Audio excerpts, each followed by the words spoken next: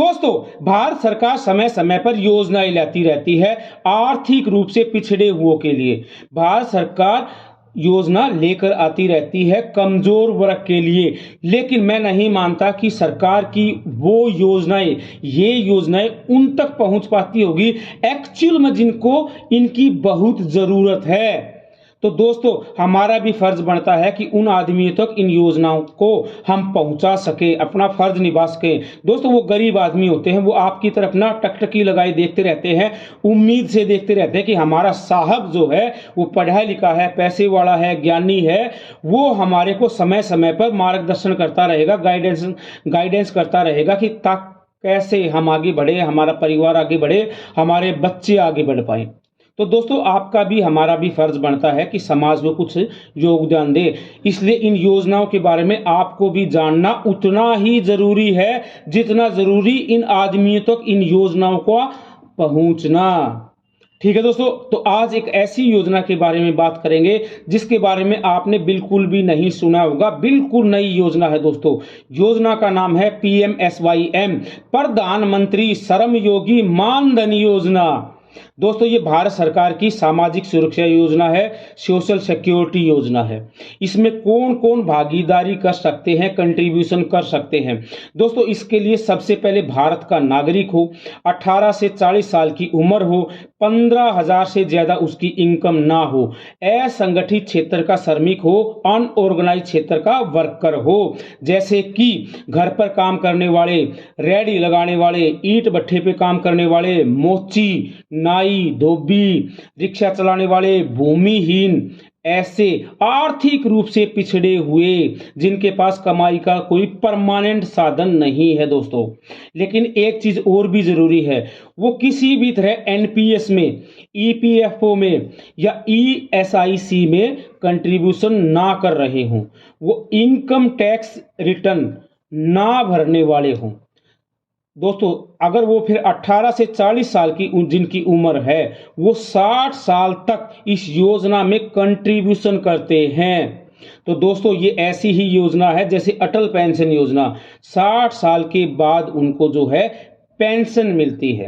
अब आप कहोगे ये प्रावधान तो NPS में भी है और अटल पेंशन योजना में भी है, तो इस PMSYM, प्रधानमंत्री श्रम योगी मानधन योजना में क्या अलग है? तो दोस्तों, अलग ये है, NPS का कंट्रीब्यूशन ज्यादा है, वो हर किसी के बस की बात नहीं है। अटल पेंशन योजना का कंट्रीब्यूशन कम है, लेकिन दोस्तों इसमें फर्क ये है कि जितना कंट्रीब्यूशन आप करते हो उतना ही कंट्रीब्यूशन सरकार करती है दोस्तों। अटल पेंशन योजना में 1,000, 2,000, 3,000, 4,000, 5,000 रुपए की पेंशन का प्रावधान है दोस्तों। इस योजना में कम से कम 3,000 रुपए तो मिलेंगे ही मिलेंगे। 3,000 रुपए मासिक, यानी कि 36,000 रुपए सालाना दोस्तों। और अगर किसी की मृत्यु हो जाए तो फैमिली पेंशन का भी इसमें प्रावधान है। 50% जो है फैमिली जो है पेंशन इसमें मिलने का प्रावधान है। ये कहाँ खुलता है दोस्तों, इसमें कंट्रीब्यूशन कहाँ किया जा सकता है? तो दोस्तों, इसमें कंट्रीब्यूशन जो है CSC सेंटर पर, कॉमन सर्विस सेंटर पर किया जा सकता है। जो जगह जगह Atal service centre, common service centre खुले हुए होते हैं, कंप्यूटर सेंटर खुले होते हैं, जो इस तरह की सर्विस प्रोवाइड कर रहे होते हैं, वहां पे जाके इसमें कंट्रीब्यूशन किया जा सकता है। पहला कंट्रीब्यूशन जो है वो कैश में होता है, बाद में जो है ऑटो डेबिट होता है, आपके खाते के साथ लिंक कर दिया जाता है दोस्तों। इसमें जो कंट्रीब्यूशन है वो मंथली भी किया जा सकता है, क्वार्टरली भी किया जा सकता है, हाफ ईयरली भी किया जा सकता है और ईयरली भी किया जा सकता है दोस्तों।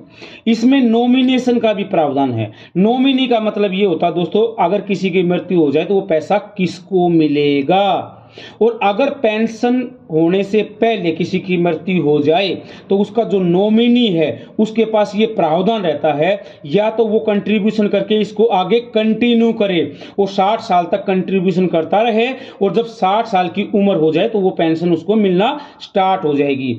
अगर वो चाहे कि वहीं उसको स्टॉप कर दिया जाए तो वो वहां भी उसको स्टॉप कर सकता है। उसको जो भी कंट्रीब्यूशन हुआ है उस समय तक उस पर सेविंग इंटरेस्ट देकर, बचत खाते का ब्याज देकर उस आदमी को, उसकी नॉमिनी को वो पैसा वापिस कर दिया जाता है दोस्तों। इसमें फैमिली पेंशन का भी प्रावधान होता है दोस्तों। और दोस्तों अगर कोई असंगठित क्षेत्र से संगठित क्षेत्र में चला जाए, मतलब पहले कोई अनऑर्गेनाइज क्षेत्र का वर्कर है, उसकी परमानेंट कोई नौकरी लग जाती है सरकार की या किसी भी तरह की, जिसमें एनपीएस, ईपीएफओ या ईएसआईसी का भी योगदान हो, तो दोस्तों वो चाहे तो इसको आगे कंटिन्यू कर सकता है, चाहे स्टॉप कर सकता है। अगर स्टॉप करना है तो उसको वो पैसा वापस मिल जाएगा, अगर कंटिन्यू करना चाहता है तब भी कंटिन्यू कर पाएगा, लेकिन जो सरकार का कंट्रीब्यूशन है वो बंद हो जाएगा। और आगे जो वो कंटिन्यू करेगा, जो कंट्रीब्यूशन करेगा, उसमें अपना हिस्सा और जो सरकार कंट्रीब्यूट करती आई थी वो हिस्सा, दोनों मिलाकर उसको डालना होगा दोस्तों। तो दोस्तों ये है भारत सरकार की आर्थिक रूप से पिछड़े हुओं के लिए भारत सरकार की सामाजिक सुरक्षा योजना, सोशल सिक्योरिटी योजना। इसके लिए क्या क्या जरूरी है? आपका केवाईसी मतलब आपका आधार कार्ड, पैन कार्ड, आपका बैंक अकाउंट होना दोस्तों इसमें बहुत ही जरूरी है। ठीक है दोस्तों, तो ये स्कीम का नाम है PMSYM, प्रधानमंत्री श्रमयोगी मानधन योजना। इसकी ऑफिशियल वेबसाइट है मानधन.in, MAANDHAN.in। तो दोस्तों आशा है PMSYM प्रधानमंत्री श्रमयोगी मानधन योजना के बारे में जानकर आपको अच्छा लगा होगा, ये वीडियो आपको पसंद आया होगा। और दोस्तों अगर वीडियो आपको पसंद आया होगा तो चैनल को लाइक कर दो, शेयर कर दो, सब्सक्राइब कर दो, क्योंकि जहां वित्त है वहां वित्त कुंड है। ओम वित्ताय नमः। दोस्तों वीडियो को अंत तक देखा करो, बहुत काम आने वाली वीडियो है। और दोस्तों एक गुजारिश और भी है, अगर आप चैनल पर नए हो तो चैनल को सब्सक्राइब करने के साथ साथ बेल आइकन जरूर दबाएं, ताकि हमारे नोटिफिकेशन आप तक पहुंच सके। राम राम भाइयों, ओम वित्ताय नमः।